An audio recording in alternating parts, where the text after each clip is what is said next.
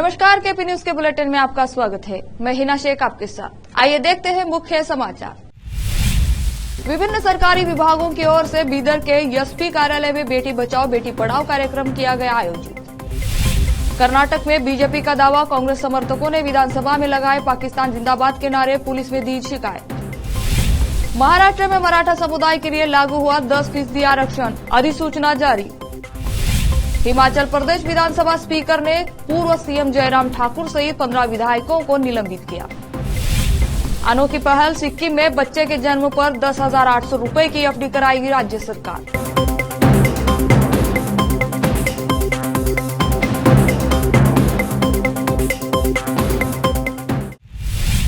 अब समाचार विस्तार से। जिला प्रशासन, जिला पंचायत, महिला एवं बाल विकास विभाग, स्वास्थ्य विभाग, पुलिस विभाग और जिला बाल संरक्षण इकाई बीदर की ओर से जिला पुलिस अधीक्षक कार्यालय हॉल बीदर में बेटी बचाओ बेटी पढ़ाओ कार्यक्रम के शीर्षक पर पुलिस जांचकर्ताओं और अक्का पड़े महिला विशेष पुलिस इकाई के लिए जिला स्तर पर एक दिवसीय संवेदीकरण कार्यक्रम आयोजित किया गया।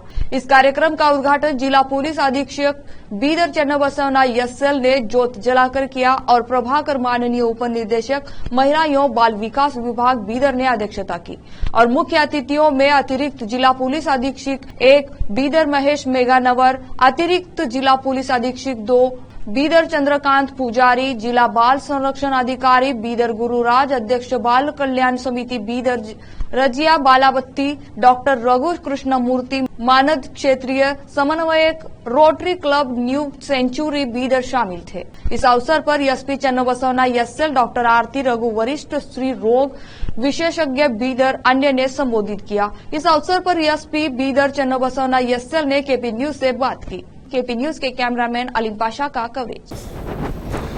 आज बीदर जिला पुलिस के जो मीटिंग हॉल है, आज यहाँ पे कर्नाटका के जो विमेन एंड चाइल्ड डिपार्टमेंट है and police department and district administration की तरफ से बेटी बचाओ बेटी पढ़ाओ जो एक स्लोगन है, जो कार्यक्रम है, उसके तहत आज अक्का पड़े जो हमारे बीदर पुलिस की एक स्पेशल विमेन विंग है, जो हर कॉलेजेस स्कूल्स वगैरह जाके बच्चों में जो है आज विमेन एंड चिल्ड्रन के बारे में जितने भी कानून हैं उनका जो अवेयरनेस वो आज कर रहे हैं उनको, और जो इन्वेस्टिगेशन के लिए असिस्ट करते हैं जो इन्वेस्टिगेशन ऑफिसर्स को स्टेशंस में, उन स्टाफ को आज एक स्पेशल हमने यहाँ पे एक कार्यागार यहाँ पे आयोजन किए हैं।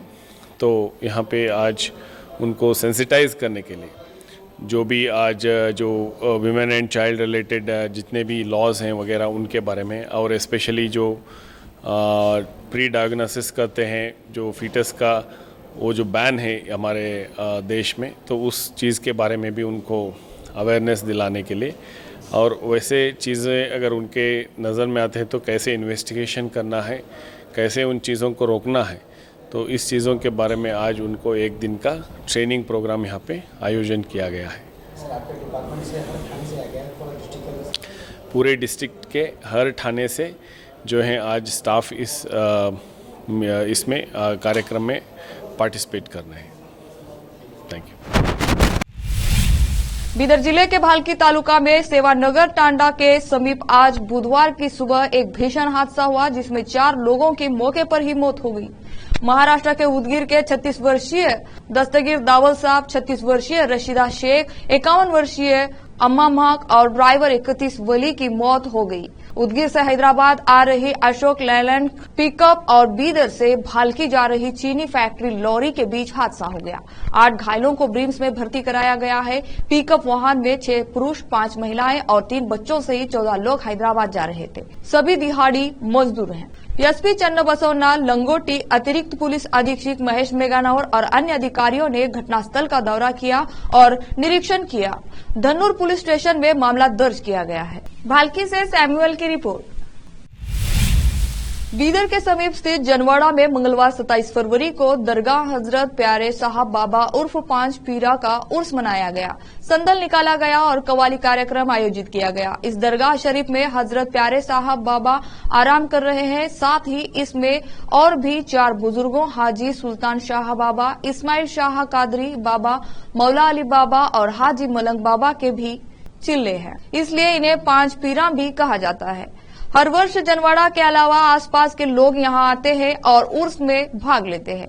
यहां पर इस दरगाह की देखरेख और सारी व्यवस्थाएं रामलू गंगाराम जाधव और उनका परिवार करते हैं। हर वर्ष धूम से संदल निकाला जाता है और महफिल सजाई जाती है। मंगलवार को उर्स के अवसर पर कव्वाली कार्यक्रम आयोजित किया गया, जिसमें ताजुद्दीन कव्वाल ने कलाम प्रस्तुत किया। भारी संख्या में हर धर्म के श्रद्धालु और अकीदतमंद उपस्थित रहकर जियारत की। इस उर्स के अवसर पर श्रद्धालुओं और अकीदतमंदों के लिए भोजन की व्यवस्था की गई थी। इस अवसर पर इस दरगाह के व्यवस्थापक रामलू गंगाराम जाधव और राजकुमार पांडे जनवाड़ा ने केपी न्यूज से बात की। केपी न्यूज के कैमरामैन अलीम पाशा का कवरेज।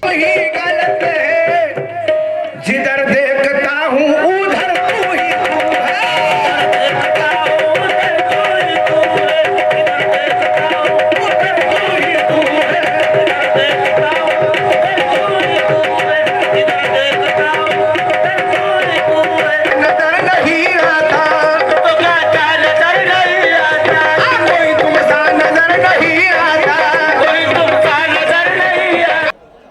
रामलू गंगाराम जाधव। ये दरगाह हजनाड़ से था, तो उधर संदल करते थे हम लोग। इनके हमारा बाल उधर ही निकाले हमारे पिताजी बचपन से। हमारा माताजी को प्यारे साहब बाबा आ गए। प्यारे साहब बाबा आने से फिर सवारी आ गए उनका आंग में। सवारी आने के बाद फिर उधर से थोड़े थोड़े चल के फिर यहाँ माताजी को सवारी आके फिर यहाँ बोले चिल्ला बनाओ जनवाड़ा में। फिर माताजी पिताजी बोले चिल्ला बना दिए, छोटा सा चिल्ला बनाने के बाद उनको सवारी आ गए। थोड़ा देखने के लिए चालू हो गए। सब उधर से इधर से पब्लिक आने लगा। पब्लिक उधर से इधर से आने लगा, उनको अच्छे होने लगा। तो उन्होंने मन्नत आले थोड़ा थोड़ा बढ़ गए। थोड़ा सा छोटा था चिल्ला था, तो थोड़ा थोड़ा उन बढ़ गए। फिर उसका बाद 1 साल 2 साल के बाद मुझे सवारी आ गए, बाबा मेरा आंग पे आ गए। फिर और ज़्यादा देखने लगा, तो और थोड़ा थोड़ा बढ़ गए। वो बढ़ने से भक्त लोग ज़्यादा जमा हो गए। वो एक संदल करके हमने 1 साल को एक बार संदल करके एक रखे, हम तारीख एक फिक्स रखे, फरवरी महीने में संदल करके रखेंगे बोल के। फिर उसका बाद वो साल में फरवरी महीने में संदल करके आ रहे, छोटा छोटा करके आ रहे। अभी इतना बड़ा हो गया बाबा का दरबार। एकदम छोटा था पहला। हजनाड़ से आए, हजनाड़ प्यारे साहब हैं। 36 साल हो गए। 36 साल हो गए। वो 36 साल से थोड़ा थोड़ा बढ़ के अभी इतना बड़ा हो गया। ये पहला एकदम थोड़ा था, आदमी लोग 100-200 आता था। अभी लाखों आदमी आ रहे हैं यहाँ पर, अभी इतना बड़ा हो गया। तो अभी ऐसे ही साल को एक बार संदल बोल के हम लोग उठा रहे। मेन पुजारी इधर रामलू गंगाराम जाधव है, बस इतना। मेरा नाम राजकुमार पांडे जनवाड़ा। यहाँ पर संदल 30-35 साल से हम देखते हुए आ रहे हैं। हर साल माहौल बढ़ता ही जा रहा है, अच्छे तरीके से पब्लिक आता है और बहुत बढ़िया चल रहा है।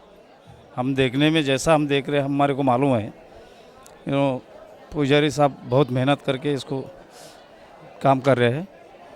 गुजारिश करता हूँ, बहुत भारी चल रहा है। कर्नाटक राज्यसभा चुनाव में कांग्रेस उम्मीदवार की जीत के बाद पाकिस्तान समर्थक नारे लगाने का मामला बढ़ता जा रहा है। भाजपा इस मामले में कांग्रेस पर हमलावर को गई है और स्पष्टीकरण की मांग कर रही है। वहीं पुलिस भी मामले की जांच में जुट गई है। ऐसे में राज्यसभा सांसद नसीर हुसैन ने एक वीडियो जारी कर सफाई दी है। उनका कहना है कि जब तक वह मौजूद थे वहां ऐसे कोई नारे नहीं लगाए गए। अगर ऐसा हुआ है तो मामले की जांच की जाएगी। गौरतलब है कि कर्नाटक की 4 सीटों पर हुए मंगलवार को राज्यसभा चुनाव के नतीजों में 3 सीटों पर कांग्रेस ने जीत हासिल की है, जबकि 1 सीट भाजपा के खाते में गई। कर्नाटक में कांग्रेस के तीनों उम्मीदवार अजय माकन, डॉक्टर सैयद नासिर हुसैन और जीसी चंद्रशेखर क्रमश 47, 46 और 46 वोटों से जीते। हालांकि जब जीत के जश्न को लेकर अब बवाल मच गया है। दरअसल भाजपा के ने वीडियो साझा किया है जिसमें दावा किया जा रहा है कि राज्यसभा चुनाव परिणाम घोषित होने के कुछ ही देर बाद सैयद नासिर हुसैन के समर्थकों को विधानसौदा यानी विधानसभा के अंदर पाकिस्तान जिंदाबाद के नारे लगाते हुए सुना गया है। भाजपा ने मंगलवार देर रात हुसैन के खिलाफ पुलिस में शिकायत दर्ज कराई, जिसमें कांग्रेस नेता के खिलाफ कानूनी कार्रवाई की मांग की गई है। भाजपा एमएलसी एन रवि कुमार और पार्टी विधायक व मुख्य सचेतक डोडानगौड़ा पाटिल ने हुसैन और उनके समर्थकों के खिलाफ विधानसौदा पुलिस स्टेशन में शिकायत दर्ज कराई है। मुख्यमंत्री सिद्धरामैया ने विधानसभा में पाकिस्तान के नारे लगाने के मामले पर कार्रवाई का आश्वासन देते हुए कहा कि हमने एफएसएल को वॉइस रिपोर्ट भेज दी है। अगर यह सच है कि किसी ने पाकिस्तान जिंदाबाद का नारा लगाया है तो उस व्यक्ति को गंभीरता से दंडित किया जाएगा। अब लेते हैं छोटा सा ब्रेक।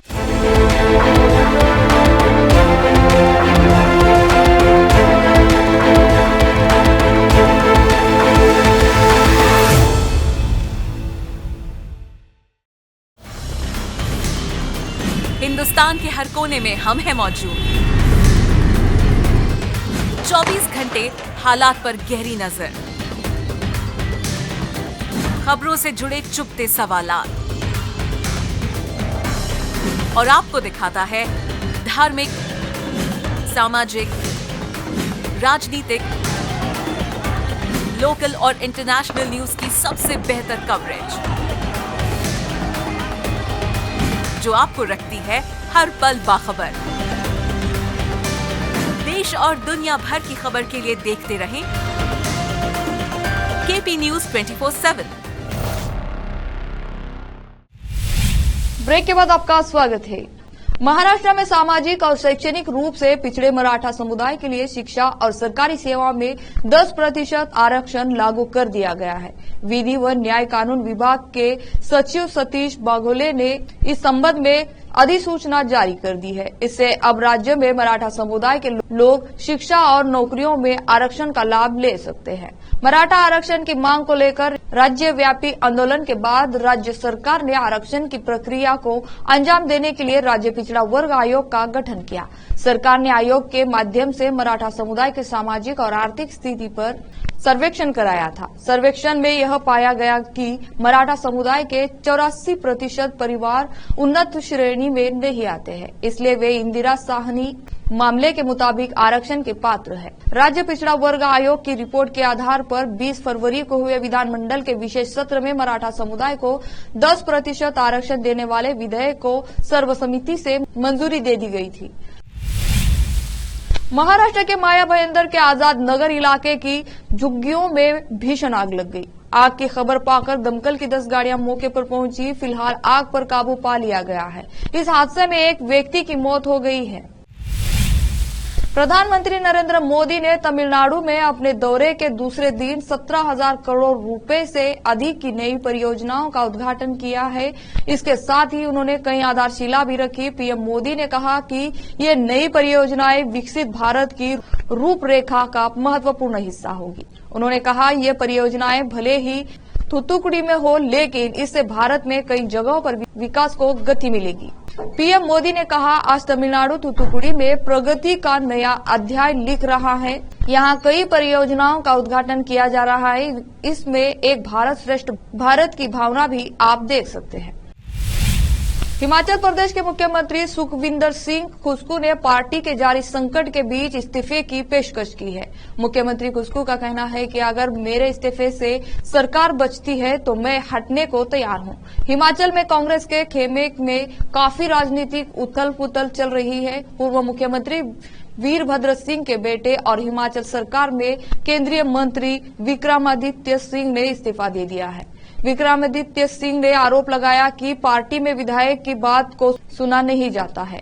भाजपा के उम्मीदवार हर्ष महाजन ने कांग्रेस के दिग्गज नेता अभिषेक मनु सिंघवी को हराकर राज्यसभा सीट पर जीत हासिल की। इसके बाद से ही यह राजनीतिक घटनाक्रम देखा जा रहा है। कांग्रेस और भाजपा दोनों उम्मीदवार को 34 मत मिले, जिससे संकेत मिलते हैं कि कांग्रेस के 6 विधायक ने पार्टी के खिलाफ मतदान किया। इसके बाद ड्रॉ के जरिए परिणाम घोषित किए गए। सिक्किम के मुख्यमंत्री प्रेम सिंह तमांग ने सोमवार को एक नई योजना की घोषणा की, जिसके तहत सरकार नवजात शिशु के नाम पर 10,800 रुपए की सावधि जमा यानी फिक्स्ड डिपॉजिट करेगी। बता दें कि मुख्यमंत्री प्रेम सिंह तमांग ने राज्य में विधानसभा चुनाव से पहले सिक्किम शिशु समृद्धि योजना की घोषणा की है। उन्होंने सोरेंग जिले में जन भरोसा सम्मेलन को संबोधित करते हुए कहा कि यूएफडी के पूरा होने के और जब बच्चा 18 वर्ष का हो जाएगा तो पैसे निकाले जा सकते हैं। वर्ष 2011 की जनगणना के अनुसार हिमालयी राज्य की आबादी देश में सबसे कम 6.10 लाख है। तमांग के नेतृत्व वाली सरकार बढ़ती आबादी की चिंताओं को दूर करने के लिए दंपतियों को अधिक बच्चे पैदा करने को प्रोत्साहित करने के लिए कई कदम उठा रही है। फिर से लेते हैं छोटा सा ब्रेक। हिंदुस्तान के हर कोने में हम हैं मौजूद। 24 घंटे हालात पर गहरी नजर, खबरों से जुड़े चुपते सवालात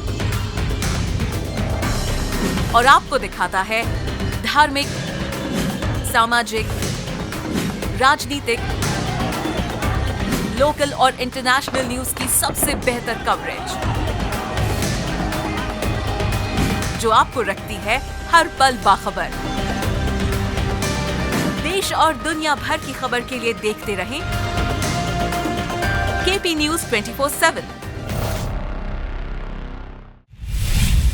ब्रेक के बाद आपका स्वागत है। विधानसभा के अध्यक्ष ने नेता प्रतिपक्ष जयराम ठाकुर सहित भारतीय जनता के 15 विधायकों को निलंबित कर सदन को स्थगित किया। पहाड़ी राज्य में इस समय भारी राजनीतिक उथल पुथल चल रही है। कांग्रेस सरकार पर संकट के बादल मंडरा रहे हैं। हिमाचल प्रदेश में राज्यसभा चुनाव में 6 कांग्रेस विधायकों के भारतीय जनता पार्टी के उम्मीदवार के पक्ष में वोट करने के बाद ये पूरा घटनाक्रम शुरू हुआ। हिमाचल प्रदेश विधानसभा स्पीकर ने 15 विधायकों को निष्कासित करते हुए कहा कि इनका यह कृत्य असंसदीय है, जिससे इस सदन व विधानसभा की गरिमा को ठेस पहुंची और सदन को इन हालात में चलाना संभव नहीं है। उन्होंने कहा, मैं प्रस्ताव करता हूं कि निम्न सदस्यों को विधानसभा सदन से निष्कासित किया जाए ताकि इस माननीय सदन की कार्रवाई को निष्पक्ष रूप से संचालन किया जा सके। Big boss 16 fame Abdul Rozik की मुश्किलें बढ़ गई हैं। अब्दुल रोजिक से मनी लॉन्ड्रिंग मामले में ईडी पूछताछ करेगी। ईडी ने अब्दुल रोजिक को समन भेजा है। ड्रग डीलर अली असगर शिराजी के साथ कथित संबंध के लिए मनी लॉन्ड्रिंग मामले में तलब किया है। ईडी ने यह जानकारी देते हुए बताया कि मंगलवार दोपहर अबू अपना बयान दर्ज कराने के लिए मुंबई स्थित ईडी कार्यालय पहुंचे। फिलहाल इस मामले में कई और जानकारियां सामने आने वाली है। अब्दुल रोजिक सोशल मीडिया सनसनी है। बिग बॉस से पहले वो अपनी गायकी और सुर्खियों में रहते थे। बिग बॉस के बाद उनकी और लोकप्रियता भारत में बढ़ी है। अब्दुल रोजिक मुंबई में एक रेस्टोरेंट के भी मालिक है। इनके रेस्टोरेंट का नाम बुर्गिर है। अब्दुल रोजिक भारत में बहुत ही ज्यादा प्रसिद्ध है। बिग बॉस 16 में लोगों ने उन्हें बहुत ही ज्यादा पसंद किया है। बिग बॉस के कारण अब्दुल रोजिक की लोकप्रियता काफी बढ़ी है। विभिन्न सरकारी विभागों की ओर से बीदर के एसपी कार्यालय में बेटी बचाओ बेटी पढ़ाओ कार्यक्रम किया गया आयोजित। कर्नाटक में बीजेपी का दावा, कांग्रेस समर्थकों ने विधानसभा में लगाए पाकिस्तान जिंदाबाद के नारे, पुलिस में दी शिकायत। महाराष्ट्र में मराठा समुदाय के लिए लागू हुआ 10% आरक्षण, अधिसूचना जारी। हिमाचल प्रदेश विधानसभा स्पीकर ने पूर्व सीएम जयराम ठाकुर सहित 15 विधायकों को निलंबित किया। अनोखी पहल, सिक्किम में बच्चे के जन्म पर 10,800 रुपए की एफडी कराएगी राज्य सरकार।